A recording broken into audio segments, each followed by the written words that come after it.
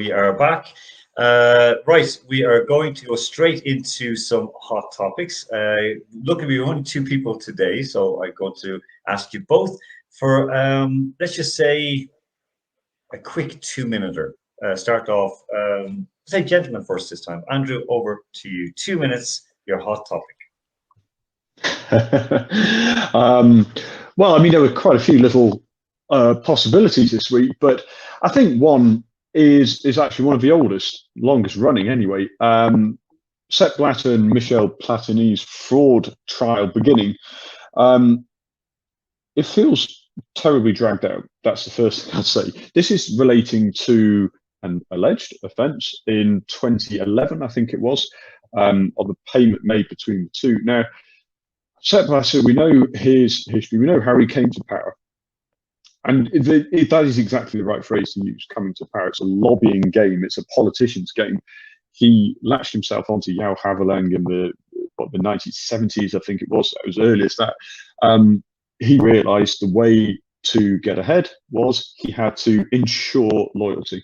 Now, influencing what happens in decision making at the highest levels of football, it needs to be.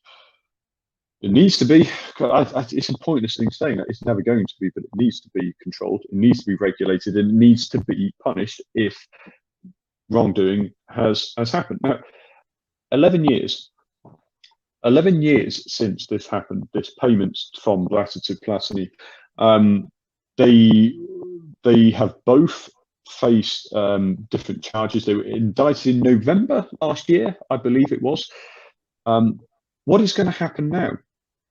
Well, at worst, two men who are no longer the power brokers in football are going to potentially face charges. What difference is that going to make?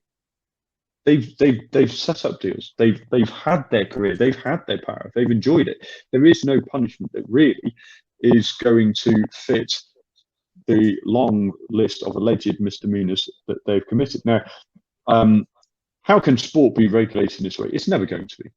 There's no point trying to pretend. One of the questions we ask ourselves on this show so regularly, isn't it, is what can be done? Well, realistically, absolutely nothing. Because football is too powerful. Football is too enmeshed in so many areas. I don't know what this trial will, but I don't hold much of it. Okay. No, I agree with there's an awful lot more to come out of this, and it's going to be very interesting how it's going to end up. Andrew, you might want to drop out and come back in because I think your connection has gone altogether. Isel, your 2 minutes of glory with your sporting hot topic. I'm unmuting you now, it so would away you help go. if I was unmuted, wouldn't it? We all want to You hear did me an for the Alan. 2 You did an minutes. Alan. So I'm actually going to start with the Stuttgart Open. I'm going to fly through two very quick hot topics. The Stuttgart Open, and it ties in with what we were just saying about racism in sport. So Nick Kyrgios lost to Andy Murray in the semi-final. Andy subsequently lost the final earlier today. However, during the course of Nick's game, Nick, who was animated at the best of times, became involved in an argument with the chair umpire at one point.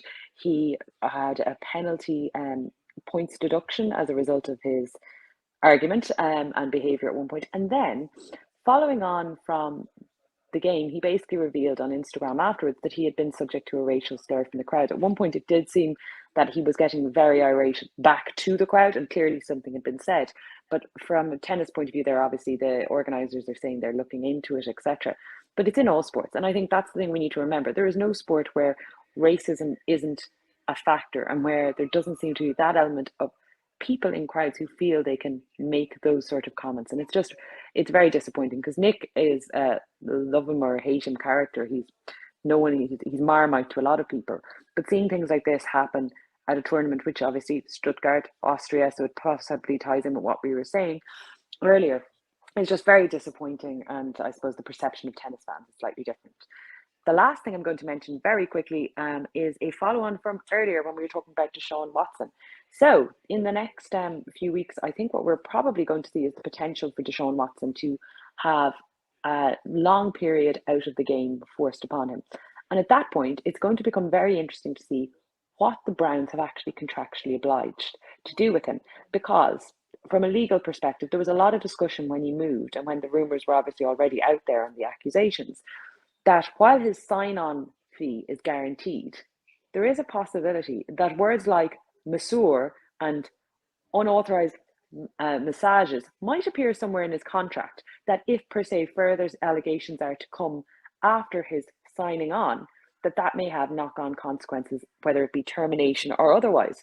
And as of this week, the original 24 who were there when he signed became 25. And I think that's going to be a really interesting thing to see what happens there, because you can bet that if the Browns want to try and get out of this, they will have safeguarded something in his contract that while he gets his signing on fee, there will be some wording to deal with his penchant for getting unqualified masseurs via Instagram, which is an unusual penchant to have. It is very, very much so. I mean, I don't know. I go for the odd massage down the road, but it's a man who does a massage, so at the end is last week my wife. Andrew's back with us. Sorry, I didn't even need to finish that off, but like, there you go. Finish being Oh, it worst gets word. better. Yeah, okay. Right. One thing as well with Deshaun Watson, his first year salary, guaranteed salary. Okay, so he gets like, I think almost 9 million per year in his signing bonuses every year he gets it. But his first year salary, which starts now, is I think less than 2 million, which people, it's all back ended as goes, like back ended. So next year he gets 46 million guaranteed. The year after, 46 million guaranteed. It's almost as if the Browns knew that he was going to maybe not be playing this season. It looks like that they had this set up, and I think it's an absolute disgrace, because also this week they were speaking, of course, about the salary cap and how they're avoiding it, like cash-rich people paying cash to players above the salary cap. I know Andrew thrown into a chat earlier about Walmart buying Denver Broncos. Some of these companies, some of these teams who have companies investing in them, like the Patriots as well, don't need to abide by the salary cap.